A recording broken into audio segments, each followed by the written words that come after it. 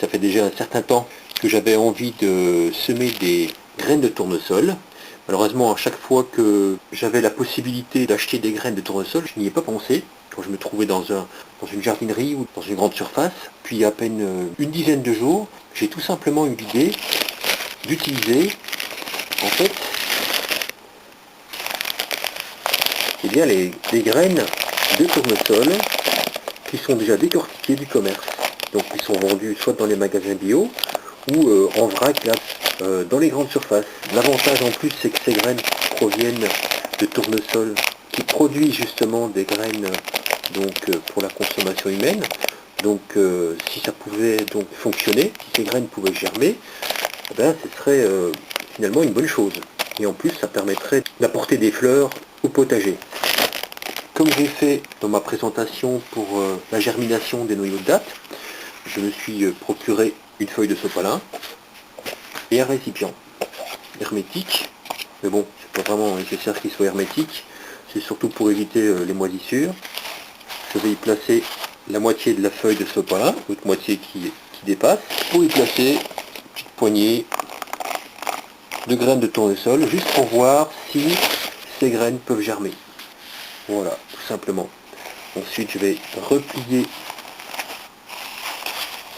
cette feuille de sopalin pour conserver l'humidité tout autour des graines. Et je vais donc utiliser un petit peu d'eau de source pour vérifier si effectivement ces graines sont fertiles. Voilà, donc j'humidifie à saturation et pas au-delà pour que les graines soient bien imbibées d'eau. Je vais refermer donc le petit récipient que je vais placer donc sur le bloc de tube fluorescent. On peut le mettre aussi sur une box, hein, à condition de faire attention qu'il n'y ait pas d'écoulement d'eau possible, puisque les transformateurs dégagent une chaleur qui est propice à la germination des graines. Voici maintenant les graines de tournesol, à peine 12 heures après ensemencement, et on peut déjà constater qu'elles ont pratiquement toutes germé. Alors ça, c'est plutôt une bonne nouvelle, hein, parce que ça permet en fait d'utiliser des graines de tournesol de consommation que l'on peut tenter de faire reproduire. Donc je vais tenter de transplanter maintenant ces graines, je vais en mettre une ou deux par gobelet, pour tenter de développer les plants de tournesol. Donc j'ai fait 2 petites dépressions à la surface du terreau pour y placer 2 graines germées.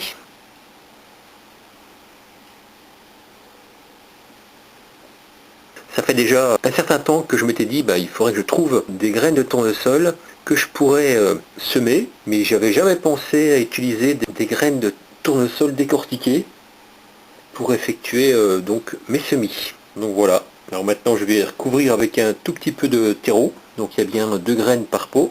Il y a 6 pots et on va bien voir ce que ça va donner. Voilà, je vais recouvrir maximum sur 1 cm là, hein, puisqu'elles sont enterrées à peu près 1 cm, donc 2 cm c'est plus qu'assez. Je répartis le terreau, puis je tasse.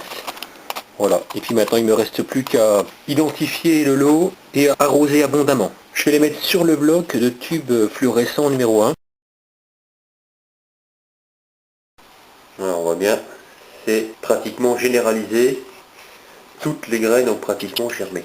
En fait la graine, ce sont les 2 cotylédons repliés et donc de la pointe émerge la racine, l'hypocotyle. Dès que vous voyez par exemple une graine ici comme celle-ci, à ce stade-là, c'est plus facile pour les transplanter. Voilà, donc ici j'ai rempli 6 petits pots avec du terreau universel, à peu près aux 2/3, presque 3/4. Ensuite je tasse un petit peu le terreau, pour qu'il soit bien nivelé. Puis je me munis toujours de ma petite baguette et je vais faire un petit trou d'1 petit centimètre au centre pour y mettre donc la graine. Voilà, donc ici le plan n'est pas encore redressé, donc ça c'est bien. Hop, voilà, on peut se munir d'une petite pince. Hein. Donc on constate que la germination est très rapide. Hein. C'est comme les grains de maïs, donc il ne faut pas trop tarder.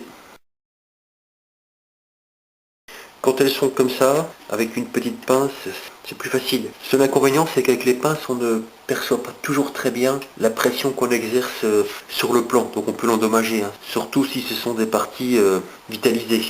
Voilà, donc on voit la quantité de graines que ça représente. Donc c'est considérable. Hein. C'est pour ça qu'il ne faut pas trop tarder. Voilà, ici c'est un bon plan, par exemple, parce que la racine est plus longue que les cotylédons. Donc ça c'est bien. Voilà. Et ensuite je recouvre avec du terreau tamisé, 1 à 2 cuillères à café, pas plus.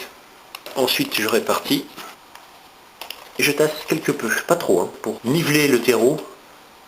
Et ensuite on arrose avec de l'eau tempérée jusqu'à ce que le substrat soit bien détrempé. Et après on laisse égoutter. Voici déjà les germes donc les épicotyles, des graines germées de tournesol qui sortent du terreau, étant donné que j'ai mis 2 graines par petit gobelet. Donc là j'ai déjà 2 épicotyles qui apparaissent ici. Là je vois déjà également un germe, puis là encore un.